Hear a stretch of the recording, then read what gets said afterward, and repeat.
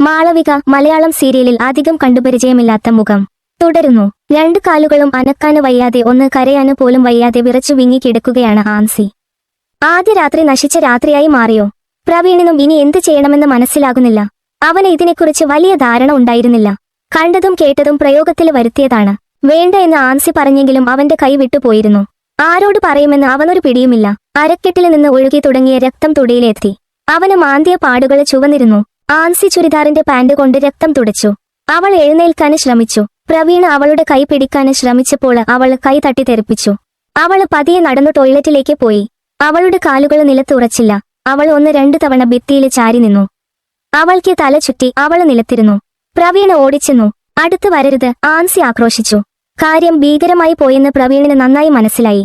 പ്രവീണ് അവളുടെ കാലു പിടിച്ചു. അവന് പറയുന്നത് ഒന്നും കേൾക്കാൻ അവൾ നിന്നില്ല. അതിനുള്ള മാനസികാവസ്ഥ ആയിരുന്നില്ല എന്നും പറയാം. അതൊരു ഉറക്കമില്ലാത്ത രാത്രിയായി മാറി. അത് മാത്രമല്ല, തുടർന്നുള്ള കുറച്ചു ദിവസങ്ങളും ആൻസി പകല് നല്ല മരുമകളായി അഭിനയിച്ചു. ഒന്നും സംഭവിച്ചിട്ടില്ല എന്ന് വരുത്തി തീർക്കാന് പ്രവീണും കഷ്ടപ്പെട്ടു. എന്തോ എവിടെയോ ഒരു വശപ്പിശക മനസ്സിലാക്കിയ ജീന ആൻസിയെ ഒറ്റയ്ക്ക് പിടിച്ചു. ജീന പ്രവീണിന്റെ അമ്മാവന്റെ മകളാണ്. കളിക്കൂട്ടുകാരിയാണ്. അവൾ ഒന്നുകൂടി ആഞ്ഞു കുടഞ്ഞപ്പോൾ ആൻസി പൊട്ടിപ്പോയി. പൊട്ടിക്കരഞ്ഞുകൊണ്ട് ആൻസി ഉണ്ടായത് മുഴുവന് തുറന്നു പറഞ്ഞു. ആ പറഞ്ഞത് കേട്ടപ്പോൾ തന്നെ ജീനയുടെ കണ്ണം ഇഴിഞ്ഞു വന്നു. കാണാൻ അവൾക്കും ധൈര്യമുണ്ടായില്ല. അവന് മനഃപൂർവ്വം ചെയ്തതായിരിക്കില്ല. അവൻ അങ്ങനെയല്ല. പക്ഷെ തുടക്കമാണ്. കണ്ണി പൊട്ടാതെ ഇത് കൊണ്ടുപോണം. എന്ത് ചെയ്യുമെന്ന് ജീനയ്ക്ക് പിഇടി കിട്ടിയില്ല. അന്ന് രാത്രി ആൻസി ഉറങ്ങിപ്പോയി. അപ്പോഴും ഉറക്കം കിട്ടാതെ പ്രവീൺ എഴുന്നേറ്റ് നടന്നു. അവന്റെ ഉറക്കക്കുറവ് എല്ലാവരുടെയും ശ്രദ്ധയിൽ പെടാന് തുടങ്ങി. ഇവനെന്താ ഇങ്ങനെയെന്ന് എല്ലാവരും ചിന്തിച്ചു തുടങ്ങി. കൂട്ടുകാര് കളിയാക്കാന് തുടങ്ങി. അമ്മയുടെ മുഖം മാറാൻ തുടങ്ങി. അവന് ഉറക്കം നഷ്ടപ്പെട്ടു.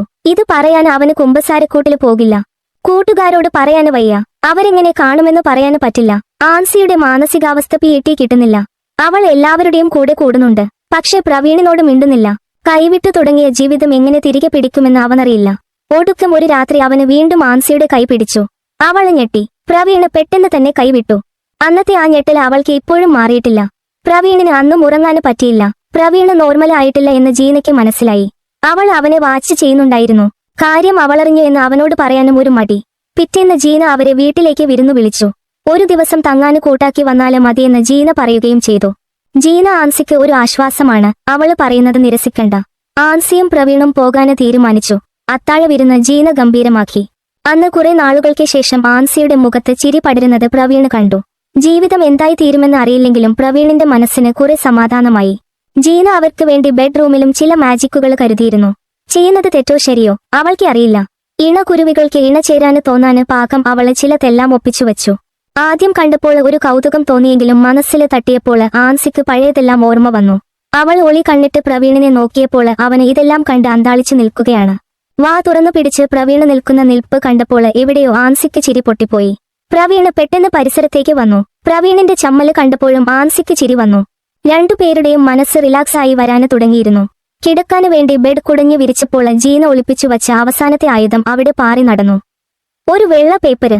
അതെന്താണെന്ന് കാണാനുള്ള ആകാംക്ഷയില് ജാൻസി അത് ചാടി പിടിച്ചപ്പോൾ അതിലെ ചിത്രം ജീന വരച്ചിരുന്നു. രണ്ടുപേര് ഇണ ചേരുന്ന ചിത്രം. ചമ്മല് കൊണ്ട് എന്ത് ചെയ്യണമെന്ന് അറിയാതെ നിന്നപ്പോൾ അവളുടെ കയ്യിൽ നിന്ന് ആ പേപ്പര് വീണുപോയി. നിലത്ത് വീണ പേപ്പര് കൗതുകത്തോടെ എടുത്തു നോക്കിയ പ്രവീണ ഞെട്ടിപ്പോയി. ആകെ ചമ്മിച്ചളമായ പ്രവീണ പേപ്പർ എന്ത് ചെയ്യണമെന്നറിയാതെ കുഴഞ്ഞു. വേറെ രക്ഷയില്ലാതെ അവനതൊരു ബുക്കിന്റെ ഇടയിൽ കയറ്റിവച്ചു. പ്രവീണിന്റെ വെപ്രാളവും പരവേശവും കണ്ടപ്പോൾ ആൻസിക്ക് വീണ്ടും ചിരി പൊട്ടി. അവിടെ ഇന്ന് എന്താകുമെന്നറിയാതെ പ്രാർത്ഥിച്ചുകൊണ്ട് കിടക്കുകയാണ് ജീന. ഒന്നുകിൽ എല്ലാം ഇതോടെ ശരിയാകും, അതല്ലെങ്കിൽ രണ്ടാളും രണ്ടു വഴിക്കാകും. ഒന്നാമത്തേതാണ് സംഭവിക്കുന്നതെങ്കിൽ ആ ക്രെഡിറ്റ് എടുത്ത് രണ്ടാളെ കൊണ്ടും നല്ലൊരു ചെലവ് ചെയ്യിക്കാം.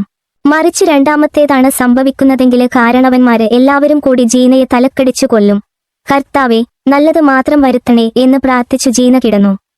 കുറച്ചു നേരത്തെ മൗനത്തിനോടുവില് സകല ധൈര്യവും സംഭരിച്ചുകൊണ്ട് പ്രവീണ് ചോദിച്ചു, പിണക്കം മറക്കാമോ? ആൻസിയുടെ ചുണ്ടില് ഒരു പുഞ്ചിരി വിടർന്നു. അവള് മറുപടി പറഞ്ഞില്ല. മറുപടി കിട്ടിയില്ലെങ്കിലും പ്രവീണിന് പാതി സമാധാനമായി. പറ്റിപ്പോയി, എന്റെ പിഴ, എന്റെ പിഴ, എന്റെ വലിയ പിഴ. ഇത്തവണ ആൻസി ശരിക്കും ചിരിച്ചു. പ്രവീണും ചിരിച്ചു. ലൈറ്റ് ഓഫ് ചെയ്യട്ടെ? അവന് ചോദിച്ചു. സന്തോഷിപ്പിക്കാന് പറ്റുമോ? ആവേശമുള്ളിലൊതുക്കി അവന് പറഞ്ഞു. ഞാന് ശ്രമിക്കാം. ആൻസി ലൈറ്റ് ഓഫ് ചെയ്തു. ജാൻസിയുടെ പ്രാർത്ഥന ഫലിച്ചു. കുരുവികൾ ഇണ ചേർന്നു.